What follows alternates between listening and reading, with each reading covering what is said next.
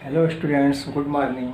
मैं कमलेश सिंह आज मैं लेकर आया हूँ आप लोगों के लिए भौतिक विज्ञान फर्स्ट ईयर के लिए vector analysis and projectile motion.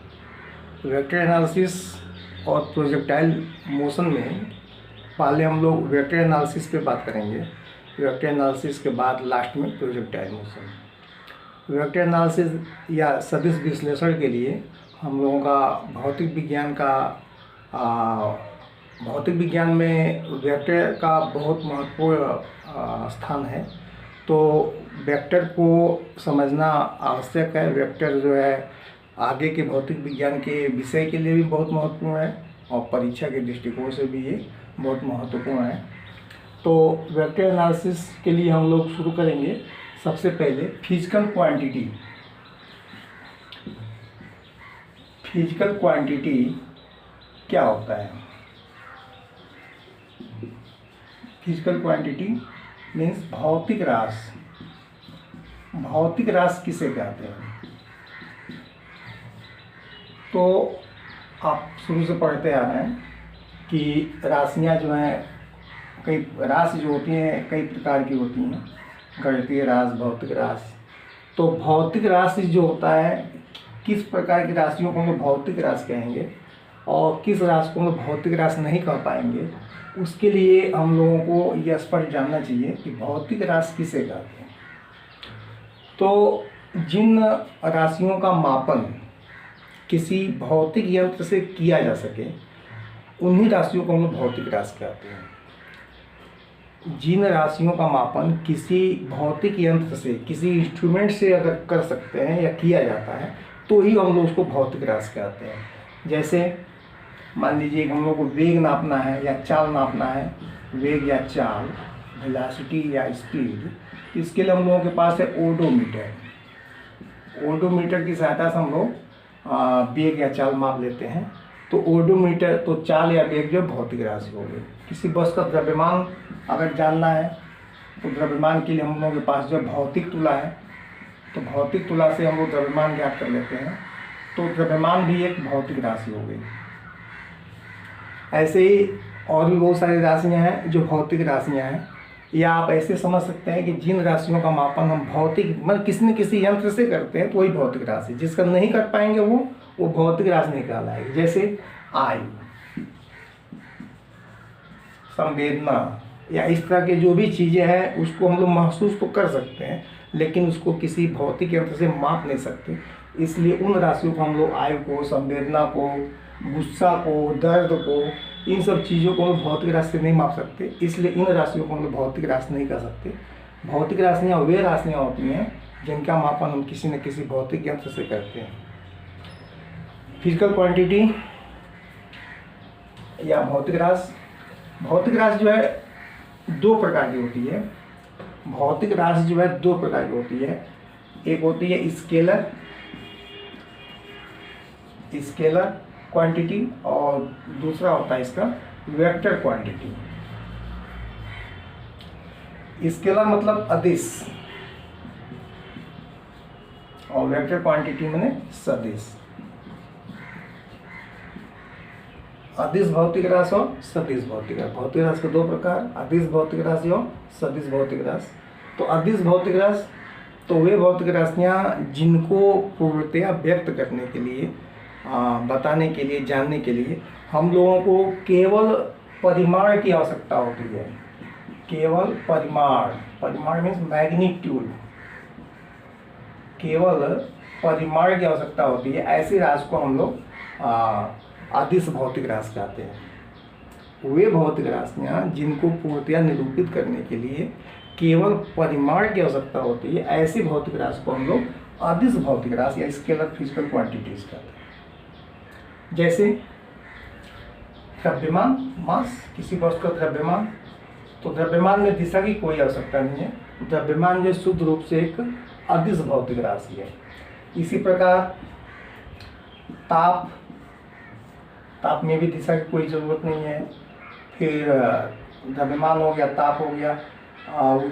अब ये जैसे कि दूरी, चाल, ये सब भौतिक राशियाँ जो हैं अदिश भौतिक राशियाँ हैं। अदिश भौतिक राशि में एक राशि ध्यान दीजिएगा, विद्युत धारा।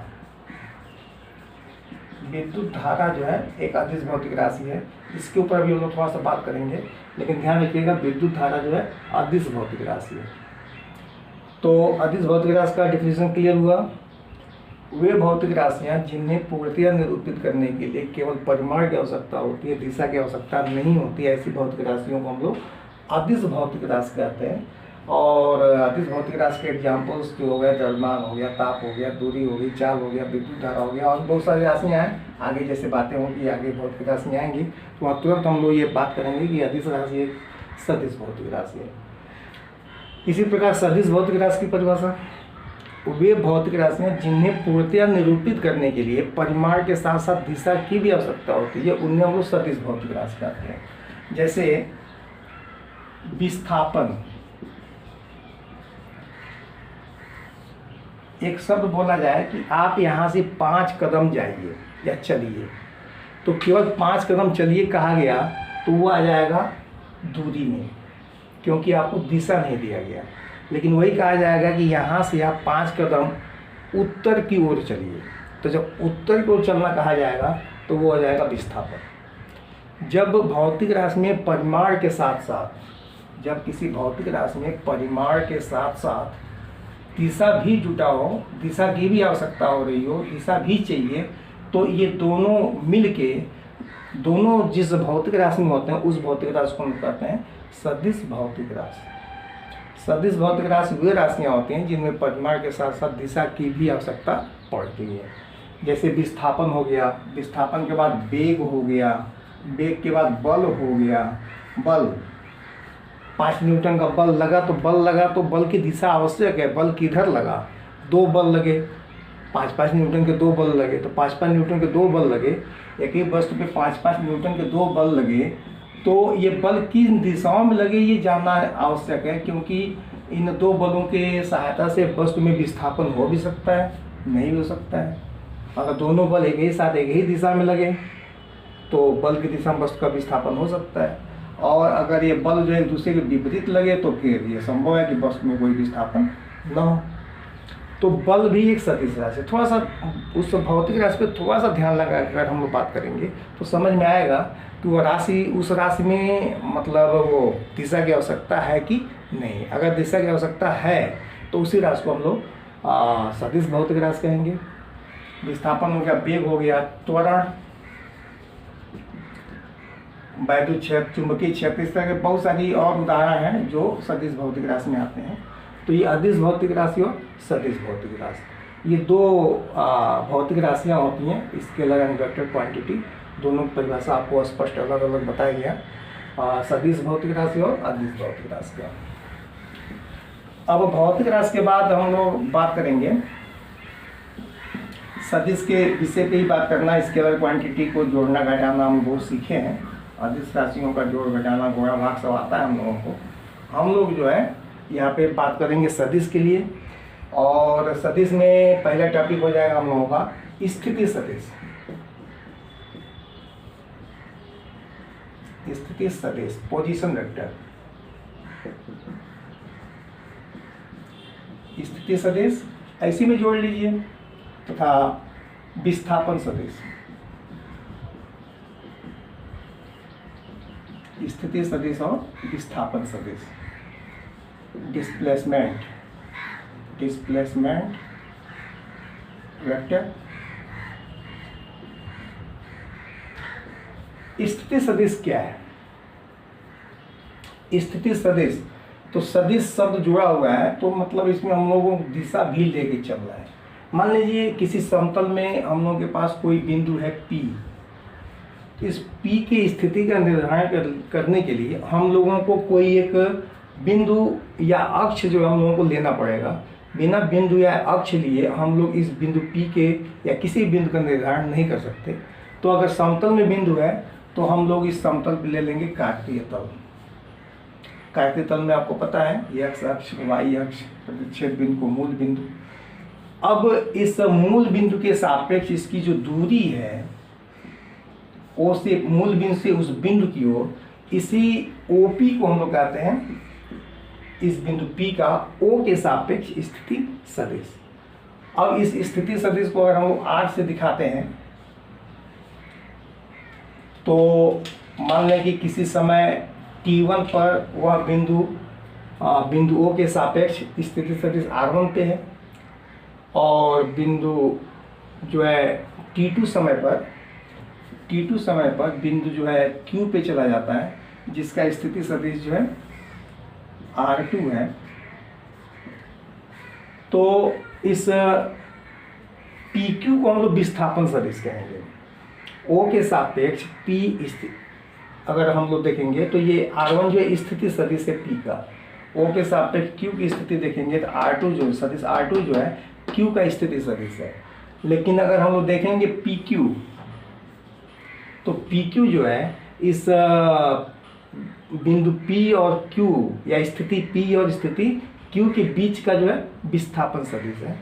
तो सदिशों को हम लोग इस तीर के चिन्ह से दिखाते हैं। सदिश राशियों के ऊपर एक छोटा सा तीर लगा देते हैं जिससे ज्ञात रहे कि वह राशि जो लिखी गई है वह सदिश राशि है। तो यहाँ से PQ विस्थापन सदिश है। उसके पहले हम लोग थोड़ा सा बात करेंगे इस R1 के विषय पे। तो किसी सदिश राशि का परिमाण, उसका मान लिखना हो, उस मान को हम लोग ऐसे लिखते हैं मॉडुलस लगा के, मापांक या मॉडुलस।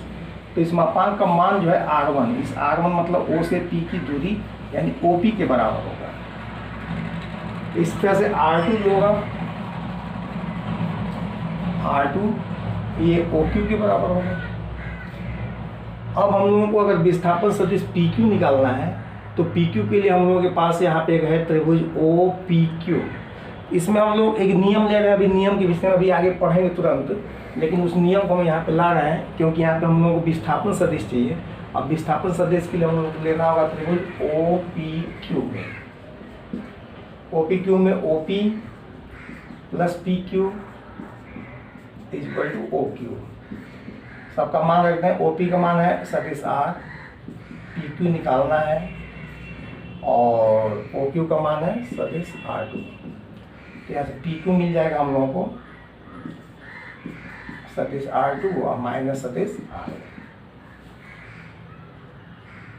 या इसको ऐसे भी लिख सकते हैं सदिश PQ इक्वल टू OQ, क्योंकि R2 जो Q का स्थिति सदिश है मीन्स OQ है, और माइनस OP। ध्यान दीजिएगा यहाँ पे PQ निकालना है। अगर P और Q के बीच का विस्थापन सदिश निकालना है तो किसी मूल बिंदु के सापेक्ष Q का स्थिति सदिश माइनस उसी मूल बिंदु के सापेक्ष P का स्थिति, मतलब जो इसमें बाद का अक्षर होता है यहाँ पहले आता है और जो पहला अक्षर होता है ये बाद में जाता है। इसको ध्यान रखिएगा, बहुत जरूरी इंपॉर्टेंट फार्मूला बन जाता है ये दो बिंदुओं के बीच का विस्थापन सदिश को ज्ञात करने के लिए। तो यहाँ पे हम लोगों ने सीखा स्थिति सदिश और विस्थापन सदिश। किसी मूल बिंदु के सापेक्ष किसी बिंदु की जो दूरी होती है उस दूरी का परिमाण ले लें, और मूल बिंदु से उस बिंदु को मिलाने वाली रेखा की दिशा में अगर दिशा लेना है तो परिमाण और दिशा मिलकर जो है उस बिंदु का स्थिति सदिश बताता है। अलग अलग समयों पर अगर उसके स्थिति सदिश अलग अलग बन गए तो विस्थापन सदिश भी निकालते हैं। विस्थापन सदिश PQ means OQ minus OP। स्थिति सदिश विस्थापन सदिश के बाद हम लोग देखेंगे सदिश को कैसे हम लोग प्रदर्शित करते हैं, सदिश का संकेतन कैसे करते हैं, सदिश राशियों को हम लोग कापी में, बोर्ड पर या अन्य जगहों पे कैसे उसको लिखते और समझते हैं। तो किसी भी सदिश राशि को व्यक्त करने के लिए तो इसका टॉपिक हो जाएगा सदिश राशि की संकेतन विधि। मतलब किसी सदिश राशि को हम कैसे रिप्रेजेंट कर सकते हैं, कैसे उसको प्रदर्शित कर सकते हैं।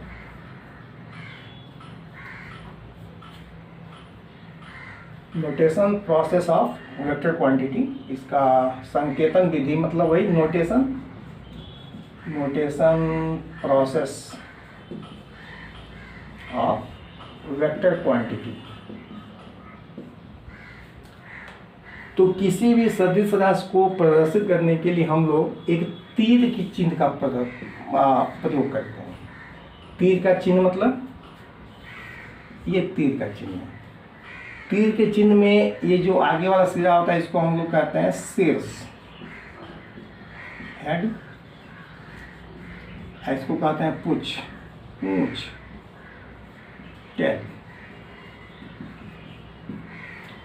किसी भी सदिश राशि को हम लोग तीर के सहायता से प्रदर्शित करते हैं। तीर की लंबाई, तीर की जो लंबाई होती है वो सदिश के परिमाण को, और तीर की जो दिशा होती है वह लिए गए या दिए गए सदिश के दिशा को प्रदर्शित करती है। किसी भी सदिश राशि को हम लोग तीर से प्रदर्शित करते हैं। तीर की जो लंबाई होती है वह सदिश के परिमाण को, और तीर की जो दिशा होती है वो सदिश के दिशा को प्रदर्शित करता है। इसलिए एक ही समतल पर अगर हम लोग एक साथ कई सदिश बनाना है और सदिश के परिमाण अलग अलग हैं, तो वहाँ पे हम लोग अलग अलग लंबाई के तीर को यहाँ पे बनाते हैं, तीर खींचते हैं, और ये जो है सदिश होते हैं। अब इसके बाद से सदिश के प्रकार, सदिश के संकेतन विधि के बाद सदिश के प्रकार। Kind of vector, kinds of vector, सदिश के प्रकार।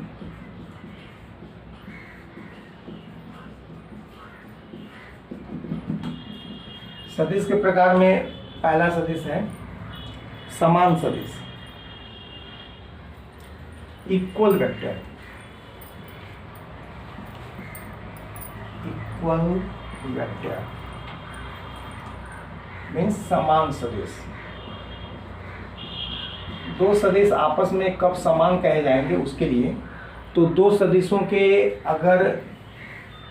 सदिशों में अगर परिमाण समान हो, उनका मैग्नीट्यूड, परिमाण और दिशा, दो सदिशों के परिमाण और दिशा दोनों समान हो, दो सदिशों के या दो से अधिक सदिशों के परिमाण और दिशा दोनों क्या हो, समान हो, ऐसे दो या दो से अधिक सदिशों को हम लोग कहते हैं समान सदिश या इक्वल वेक्टर। जैसे एक सदिश है 5 न्यूटन के बल को प्रदर्शित कर रहा है, दूसरा सदिश भी 5 न्यूटन के बल को प्रदर्शित कर रहा है, दोनों की दिशाएं अगर एक ही हैं तो ये दोनों सदिश जो समान सदिश कहलाएंगे। अब ये सदिश A और ये सदिश B मान लिया जाए, या ऐसे कोई सदिश P हो, ऐसी लंबाई का इसी दिशा में कोई सदिश Q हो, तो ये दोनों सदिश जो आपस में समान सदिश कहलाएंगे। समान सदिश को हम लोग बराबर करके भी लिख देते हैं, सदिश P बराबर सदिश Q, क्योंकि परस्पर समानांतर सदिश जो एक दूसरे से रिप्लेस किए जा सकते हैं, विस्थापित किए जा सकते हैं, इसलिए समान सदिशों को हम लोग बराबर भी लिख लेते हैं। तो समान सदिश किसे कहते हैं, तो ऐसे दो या दो से अधिक सदिश जिनके परिमाण और दिशा दोनों समान हो, तो ऐसे सदिश को हम लोग समान सदिश कहते हैं। समान सदिश के बाद दूसरा इसका जो प्रकार है वह है ये समान सदिश के बाद विपरीत सदिश, अपोजिट वेक्टर, अपोजिट वेक्टर, या इसी को हम हिंदी कहते हैं विपरीत सदिश। विपरीत सदिश मतलब दो सदिशों के परिमाण आपस में समान हो लेकिन उनकी दिशाएं भिन्न हो। परिमाण समान, परिमाण समान एवं दिशा क्या हो, दिशा जो है परस्पर विपरीत हो। दो सदिश इस प्रकार से हो, उनके परिमाण समान हो लेकिन दिशा जो एक दूसरे के विपरीत हो, ऐसे सदिशों को हम लोग कहते हैं विपरीत सदिश। विपरीत सदिश मतलब आप इसको ऐसे ना समझिएगा कि एक दूसरे के विपरीत दिशा में तो विपरीत सदिश, विपरीत दिशा तो होगा ही लेकिन उसके परिमाण को आपस में समान भी होना चाहिए। सदिश में डिफाइन किया गया है अपोजिट वेक्टर को कि दो सदिश यदि आपस में परिमाण में बराबर हैं, समान हैं और उनकी दिशाएं एक दूसरे के विपरीत हैं, तो ऐसे ही दो सदिशों को हम लोग कहेंगे विपरीत सदिश। और यहाँ पे अगर हम लोग इस सदिश Q को लिखना चाहें तो ये सदिश P हुआ, Q को लिखना चाहें अगर Q को लिखेंगे ऐसे तो यहाँ पे माइनस चिन्ह लगाना पड़ेगा। इस प्रकार विपरीत सदिश जो होते हैं परिमाण में तो बराबर होते हैं लेकिन दिशाओं में क्या होते हैं, भिन्न होते हैं। इसलिए दो विपरीत सदिशों को ऐसे लिखा जा सकता है, कैसे, P equal to minus Q, vector P equal to minus vector Q। समान सदिश में आपको बताया गया कि दो समान सदिश है P और Q, तो vector P equal to vector Q, सीधे सीधे वो हो जाता है। इसके बाद से एकांक सदिश। सदिश का दो प्रकार हुआ। तीसरा प्रकार है एकांक सदिश। तीसरा यूनिट वेक्टर, एकांक सदिश।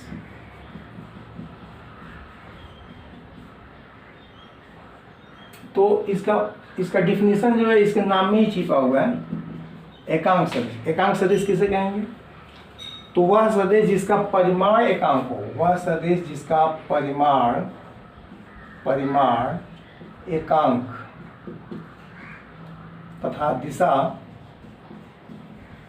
निश्चित हो, मतलब एक निश्चित दिशा में ही वह सदिश काम कर रहा हो, ऐसा सदिश जिसका परिमाण एकांक हो और दिशा जो है निश्चित हो, ऐसे सदिश को हम लोग कहते हैं एकांक सदिश। थोड़ा सा ध्यान देने वाली बात है, एकांक में परिमाण तो एकांक होगा, 1 न्यूटन, 1 डाइन या 1 मीटर विस्थापन है तो, या 1 मीटर प्रति सेकेंड उसका क्या है वेग है तो परिमाण उसका एकांक होना चाहिए, एकांक। और दिशा जो है निश्चित होना चाहिए, किस दिशा में वो सदिश लग रहा है, तो ही हम लोग उस सदिश को कहते हैं एकांक सदिश या यूनिट वेक्टर। एकांक सदिश के लिए हम लोग एक अलग से चिन्ह का प्रयोग करते हैं। जैसे मान लीजिए यह एक सदिश है ए। अब सदिश ए की दिशा में, ये आगे हम लोग इस पे बात करेंगे, इस पे काम करेंगे कि सदिश ए की दिशा में एकांक सदिश, सदिश ए की दिशा में अगर एकांक सदिश हम लोग लिखना है तो उसको हम लोग ए लिखेंगे, लेकिन वेक्टर की जगह पे कैप लगा के लिखते हैं। यहाँ पे ऐसे एक चिन्ह बनाते हैं, इसको पढ़ते हैं कैप, ए कैप। इसका मतलब हुआ कि एकांक सदिश है, या ए जो है एकांक सदिश है। इसकी दिशा क्या होगी? इसकी दिशा जो इसी सदिश ए की दिशा में होगी, और इसका एकांक सदिश का मान कितना होगा? तो सदिश ए में इस सदिश ए के परिमाण का भाग दे देते हैं तो हमको मिलता है सदिश ए की दिशा में एकांक सदिश। एकांक सदिश को हम लोग कैप लगा के लिखते हैं, और अगर वो विशेष एकांक सदिश है तो उसका भी संकेत से अलग होता है। जैसे लंबकोणीय एकांक सदिश, लंबकोणीय एकांक सदिश को हम लोग अलग अलग अक्षों की दिशाओं में प्रदर्शित करते हैं। जैसे कि चलिए उसको अलग टॉपिक में लिखते हैं। लंबकोणीय एकांक सदिश या समकोणीय एकांक सदिश को हम लोग अलग टॉपिक में लिखते हैं। जैसे 3 हो गया, चौथे में लिखेंगे। यहाँ पे थोड़ा सा और बात किया जाए, हम लोग किसी भी सदिश की दिशा में अगर एकांक सदिश निकालना है तो यहाँ आप देख रहे हैं कि उस सदिश में सीधे सीधे उस सदिश के परिमाण का, मैग्नीट्यूड का उसमें भाग दे देते हैं, डिवाइड कर देते हैं, तो इसका जो मान निकलता है वही जो एकांक सदिश होता है। यानी कि एकांक सदिश सदिश बटे सदिश का परिमाण। और इसके बाद से अगला हम कर लेते हैं लंबकोणीय या समकोणीय एकांक सदिश। ऑर्थोगोनल, ऑर्थोगोनल यूनिट वेक्टर, यानी कि समकोणीय, समकोणीय या समकोणीय जानने के लिए समकोणीय एकांक सदिश, समकोणीय एकांक सदिश। समकोणीय एकांक सदिश मतलब ये 3D में बात होती है, 3 डायमेंशनल स्पेस, मतलब जिसमें क्या होता है, एक्स अक्ष होता है, वाई अक्ष होता है और जेड अक्ष होता है। एक्स अक्ष, वाई अक्ष और जेड अक्ष। और ये मूल बिंदु होता है। तीनों अक्ष जो होते हैं एक दूसरे पे लंब होते हैं, तीनों अक्ष जो होते हैं एक दूसरे पे लंब होते हैं। अब यहाँ पे एक्स अक्ष की दिशा में एकांक सदिश मानते हैं हम लोग आई को, वाई अक्ष की दिशा में एकांक सदिश मानते हैं जे को, और जेड अक्ष की दिशा में एकांक सदिश मानते हैं के को। यही आई, जे और के तीन जो है समकोणीय या लंब एकांक सदिश हैं, जो क्रमशः एक्स अक्ष की दिशा में, वाई अक्ष की दिशा में और जेड अक्ष की दिशा में होते हैं। जैसे आपसे कहा जाए कि किसी वस्तु पे 5 न्यूटन का बल जेड अक्ष की दिशा में लगाया गया है तो इसको व्यक्त करिए, तो हम लोगों का जो बल है वह 5 न्यूटन का है, लेकिन किस दिशा में है? तो जेड अक्ष की दिशा में है। तो यहाँ पे हम क्या करेंगे, एकांक सदिश k का गुणा कर देंगे तो 5 न्यूटन का बल जो है जेड अक्ष की दिशा में हो जाएगा। या मान लीजिए कोई ऐसा बल है जो इस प्रकार से किसी वस्तु पर लग रहा है तो उसका कंपोनेंट जो है तीनों अक्षों की दिशाओं में है, मतलब x अक्ष की भी दिशा में है, y अक्ष की भी दिशा में है और z अक्ष की भी दिशा में है। तो उस बल को रिप्रेजेंट करने के लिए हम लोग क्या करेंगे, अब मान लीजिए x अक्ष की दिशा में अगर a मात्रा का है तो a इंटू वाई, फिर y अक्ष की दिशा में b मात्रा का तो b इंटू जे, और z अक्ष की दिशा में भी वो बल है तो c इंटू के। इसकी सहायता से हम लोग तीनों अक्षों की दिशाओं में उस सदिश के कंपोनेंट को उसके घटकों को हम लोग प्रदर्शित कर सकते हैं, व्यक्त कर सकते हैं। तो ये हो गया हम लोगों का समकोणीय एकांक सदिश। इसके बाद से है जीरो वेक्टर, अगला मीन्स पांचवा जीरो वेक्टर। जीरो वेक्टर मतलब शून्य सदिश। शून्य सदिश, तो शून्य सदिश क्या है, तो शून्य सदिश वह सदिश होता है जिसका परिमाण शून्य हो। शून्य सदिश ऐसा सदिश होता है जिसका परिमाण शून्य हो लेकिन दिशा के विषय में बात करेंगे क्योंकि यह एक सदिश है। तो ऐसा सदिश जिसका परिमाण शून्य हो, जिसका मैग्नीट्यूड या परिमाण जो है क्या हो, शून्य हो, और दिशा क्या हो, तो शून्य सदिश से दिशा क्या होगा, दिशा जो अनिश्चित हो, दिशा कोई निश्चित दिशा ना हो लेकिन दिशा हो लेकिन उसका कोई निश्चित दिशा ना हो, ऐसे सदिश को हम कहते हैं जीरो वेक्टर या शून्य सदिश। ऐसा सदिश जिसका परिमाण शून्य हो लेकिन दिशा, परिमाण शून्य हो और दिशा अनिश्चित हो, परिमाण शून्य और दिशा अनिश्चित जिस सदिश का होता है उसी सदिश को हम कहते हैं जीरो वेक्टर या शून्य सदिश। इसको आप ऐसे समझ सकते हैं कि मान लीजिए एक ही वस्तु पे दो बल लग रहे हैं, इधर से लग रहा है मान लीजिए F1 3 न्यूटन का, और इधर से बल लग रहा है F2, ये भी मान लीजिए 3 न्यूटन का लग रहा है। कि दोनों बल आपस में बराबर और विपरीत हैं, तो यहाँ पे परिणामी बल कितना होगा, तो परिणामी बल जो है क्या होगा 3 न्यूटन। इस बल की दिशा इधर धनात्मक मानते हैं तो ये दिशा जो है ऋणात्मक हो जाएगा, तो यहाँ -3 न्यूटन इक्वल टू 0। मतलब अब इस परिणामी बल की परिमाण तो 0 हो गया लेकिन इसका दिशा क्या होगा, क्योंकि दो सदिशों का योग और अंतर भी सदिश ही होता है, इसलिए यहाँ पे हम लोगों को ये कहना पड़ रहा है कि दिशा क्या हो, अनिश्चित हो।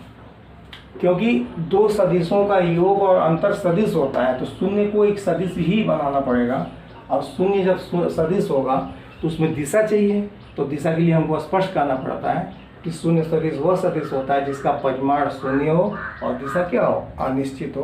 तो ऐसे ही सदिश को हम कहते हैं शून्य सदिश। शून्य सदिश के बाद अब हम लोगों के सिलेबस में अब जो है उसके ऊपर हम लोग बात करें तो इसके बाद से आ जाएगा सदिशों का योग। ये 5 प्रकार मुख्य रूप से सदिश के होते हैं जो आपको अब तक बताया गया। इसके बाद से है सदिशों का योग। सदिशों का योग मतलब दो या दो से अधिक सदिशों को आपस में जोड़ना। तो एडिशन ऑफ 2 वेक्टर्स। शुरुआत हम यही करेंगे, पहले हम लोग 2 वेक्टर का देखेंगे, फिर उसके बाद से आगे जो है क्या हो सकता है उसके ऊपर बात करेंगे हम लोग। तो सदिशों का योग, 2 सदिशों का योग, 2 सदिशों के योग को हम लोग 2 विधि से करते हैं। उसमें से एक विधि होता है जियोमेट्रिकल मेथड। जियोमेट्रिकल मेथड मतलब ज्यामितीय विधि, ज्यामितीय विधि। और दूसरा होता है गणितीय विधि, मैथमेटिकल मेथड। तो जियोमेट्रिकल मेथड में हम लोग बात करते हैं, अगर जियोमेट्रिकल मेथड ME होता है जियोमेट्रिकल मेथड। तो ज्यामितीय विधि में हम लोग 2 सदिशों को कैसे जोड़ते हैं। मान लीजिए हम लोगों के पास 2 सदिश हैं, एक सदिश है A और इसी में हमको दूसरा सदिश जोड़ना है B को। तो इनको जोड़ना है तो सीधे सीधे हम लोग एक सदिश लेते हैं और उस सदिश के हेड पर, शीर्ष पर दूसरे सदिश का टेल रख देते हैं। इस प्रकार जो संयोग मिलता है इसी को हम कहते हैं दो सदिशों का योग। अब दो सदिशों को जोड़ दिए, जितने कोण पे होता है, क्षैतिज से या इस वेक्टर से जितने कोण पे होता है उतने ही कोण पे यहाँ पे हम लोग ये वेक्टर बी खींचते हैं। यहाँ का जो कोण होता है उतने कोण पे वो खींचा जाता है। अब यहाँ से प्रारंभिक सदिश ए के पूंछ और अंतिम सदिश बी के शीर्ष को मिलाते हुए जो रेखा खींच देते हैं ये होता है सदिश आर, जिसका परिमाण जो है सदिश ए और सदिश बी के परिमाण के योग के बराबर हो जाता है। यही जो है दो सदिशों का योग है। अब इस दो सदिशों के योग के लिए अब आवश्यक नहीं है कि हम पहले ए लें तभी बी करें। इसमें हम पहले बी को भी लिया जा सकता है, बी को भी पहले ले सकते हैं। मान लीजिए ये हो गया हमारा बी। अब इसमें हम ए को जोड़ें तो यहाँ से क्षैतिज हम लोग ए को ले लें। तो इस स्थिति में भी आप इसको मिलाएंगे तो यहाँ जो ये आर मिलेगा, ये आर तो होगा और बी प्लस ए, लेकिन इसका जो दिशा और लंबाई, परिमाण और दिशा होगा वह ए प्लस बी के ही समान होगा, जबकि इसमें बी प्लस ए को लिया गया है। यानी कि दो सदिशों के जोड़ में ए प्लस बी और बी प्लस ए ये दोनों आपस में समान होते हैं, बराबर होते हैं। यानी कि सदिशों के योग, दो सदिशों का योग जो है क्रम विनिमय नियम का पालन करता है। दो सदिशों का योग जो है क्रम विनिमय नियम का पालन करता है।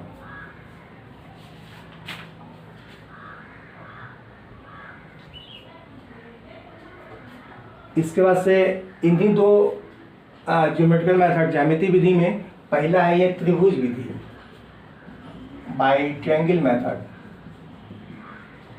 ट्रायंगल मेथड ये त्रिभुज विधि है। इसी को हम लोग एक विधि से और जोड़ सकते हैं, उसको हम कहते हैं समानांतर चतुर्भुज विधि। समानांतर चतुर्भुज विधि मतलब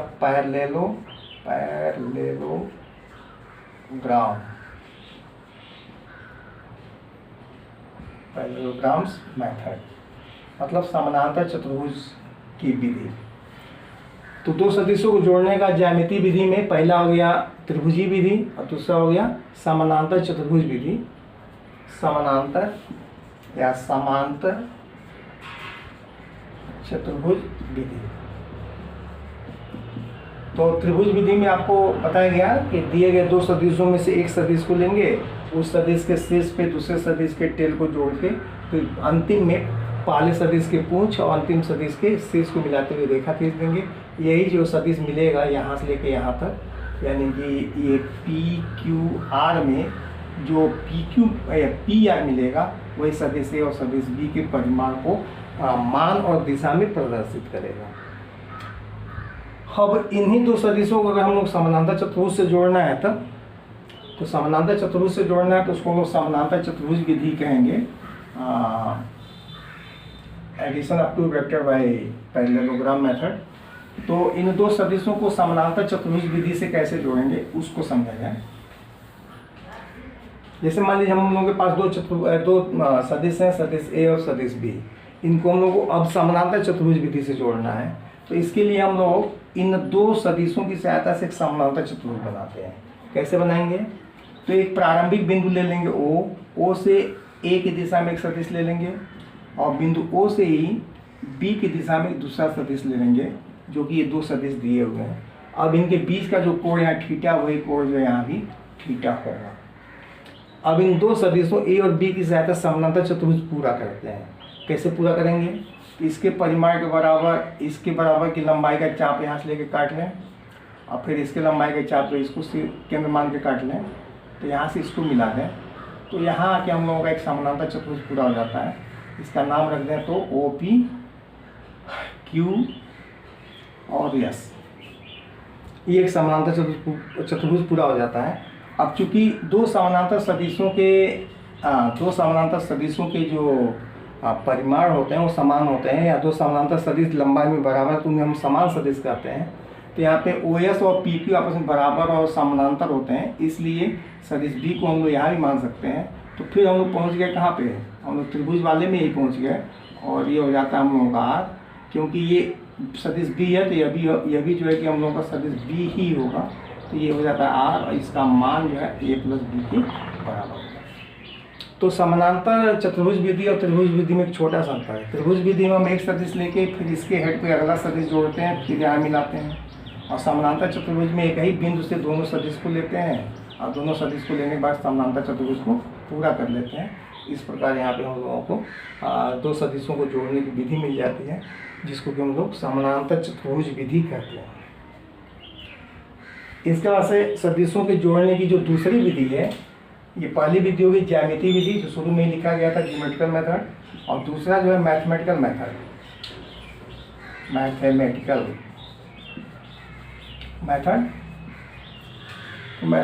मेथड ये जो है गणितीय विधि भी कहलाता है, गणितीय विधि।